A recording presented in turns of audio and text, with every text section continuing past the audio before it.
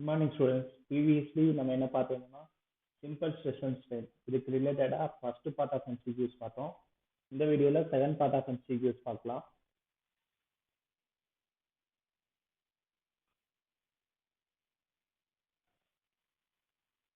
So first question என்னன்னா, the homogeneous isotropic elastic material, the modulus of elasticity E in terms of G and K is equal to என்னன்னு கேட்குறாங்க. இது வந்து நம்ம முன்னாடியே பார்த்தது தான். 9 kg by 3k plus G. Option எதுன்னு பார்க்கலாம். Option C. நெக்ஸ்ட் வந்து the relationship between Young's modulus E, shear modulus G, the Poisson ratio mu is correctly given by the expression. இதுக்கு என்ன ஃபார்முலா வந்திருக்குன்னா E is equal to 2G into 1 plus mu, அதான் formula. So அது எங்கே இருக்குன்னு பார்க்கலாம். பியில் இருக்கு. ஸோ அதை ரீஆர்டர் பண்ணி G is equal to E by 2 into 1 plus mu சொல்றாங்க. நெக்ஸ்ட் கொஸ்டின் வந்து, in two-dimensional stress strain analysis, the shear strain component yxy along xy plane is written as என்னன்னு கேட்குறாங்க. என்னன்னு பார்த்தோன்னா இது என்ன கேட்குறாங்கன்னா shear strain component என்னன்னு கேட்குறாங்க. ஸோ எப்படி இருக்குன்னா ரெண்டு அடிஷனல் தான் இருக்கும், ஆனால் ஆப்போசிட்டாக இருக்கும். இப்போ do U by do Y plus do V by do X. So U வந்தா ஒய், வி வந்தா எக்ஸ், அப்படி இருக்கும். ஸோ ஆப்ஷன் சி வந்து ஆன்சரு. நெக்ஸ்ட் கொஸ்டின் வந்து modulus of rigidity is defined as the ratio. இது நம்ம முன்னாடியே பார்த்துதான், CSS to CS strain. Next question வந்து, after cold forming steel balls are subjected to என்னன்னு கேட்குறாங்க. கோல்ட் ஃபார்மிங் பண்ணாவே உள்ள வந்து ஸ்ட்ரெஸ்ஸஸ் எல்லாம் அதிகமாக இருக்கும். அதெல்லாம் ரிலீவ் பண்ணுறதுக்கு வந்து ஸ்ட்ரெஸ் ரிலீவிங் ப்ராசஸ் வந்து பண்ணுவோம். ஸோ நெக்ஸ்ட் கொஸ்டின் வந்து, if the value of Poisson ratio is 0, then it is means that முன்னாடியே பார்த்ததா மெத்தில் ரிஜிடாக இருந்தால் Poisson ratio 0.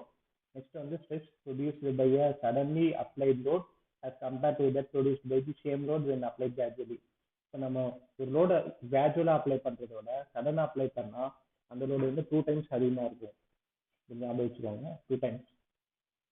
நெக்ஸ்ட் வந்து property of material it enables to resist fracture due to high impact load. High impact லோட்ஸ்னாவே அது toughness தான். Option D. Next வந்து resilience of material is important when it is subjected to. இப்போ பார்த்தோம்னா spark load, resilience, toughness ரெண்டுக்குமே spark load தான் சொல்லுவோம்.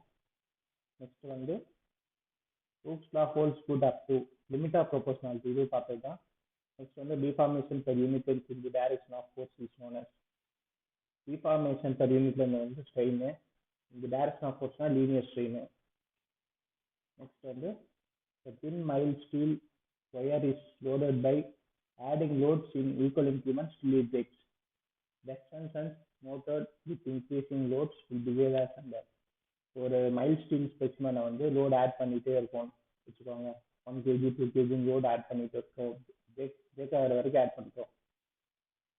அப்படி ஆட் ஆக ஒவ்வொரு டைமும் எக்ஸ்டென்ஷன்ஸ் அதன் மூலமா எலாங்கேட் ஆக எப்படி இருக்கும் அப்படின்னு கேட்குறாங்க. அது எப்படி இருக்குன்னா, increase uniformly first and then increase rapidly. Next question வந்து, for steel the ultimate strength in shear as compared to tension is nearly, இது வந்து 2/3. இது முன்னாடியே பார்த்ததுதான்.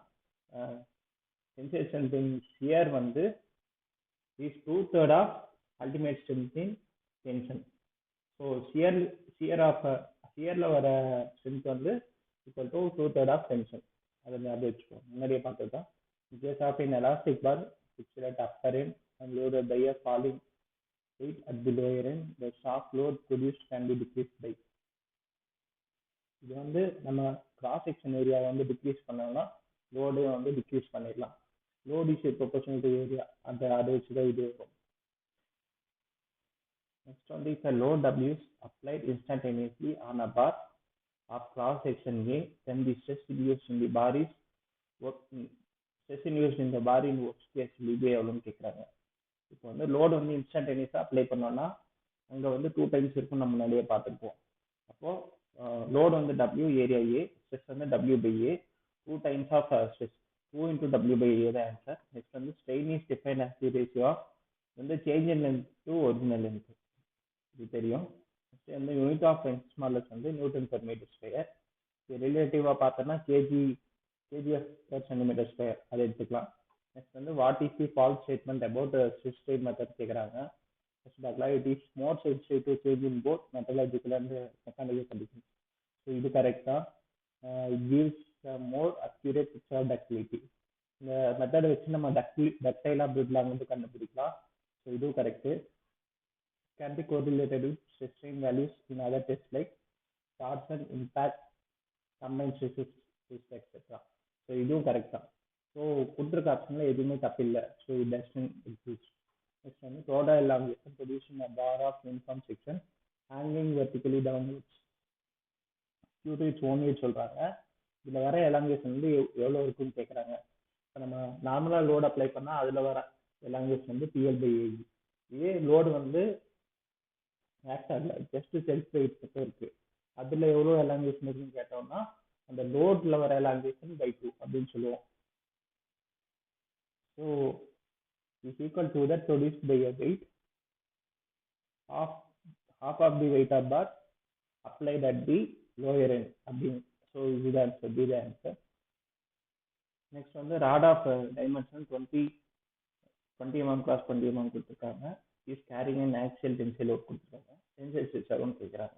ஸோ டென்சைல் ஸ்ட்ரெஸ் வந்து நமக்கு தெரியும், லோட் பை ஏரியா. ஸோ போட்டோன்னா 10 kN by 20 mm². ரெண்டு கிராஸ் மல்டிப்ளை பண்ணி டிவைட் பண்ணோம்னா 25 MPa வரும். நெக்ஸ்ட் வந்து which term state the SI unit of stress. ஸ்ட்ரெஸ்ஸுக்கு வந்து நியூட்டன் பெர் மீட்டர் ஸ்கொயர்னு சொல்லுவோம். அதுக்கு ரிலேட்டிவாக பார்த்தோம்னா newton per mm². So B the answer. Thank you friends. இதில் வந்து ஒரு பார்ட் ஆஃப் MCQs பார்த்துருக்கோம். மீதி இருக்க ஃபைனல் பார்ட்டை வந்து நெக்ஸ்ட் வீடியோவில் பார்க்கலாம்.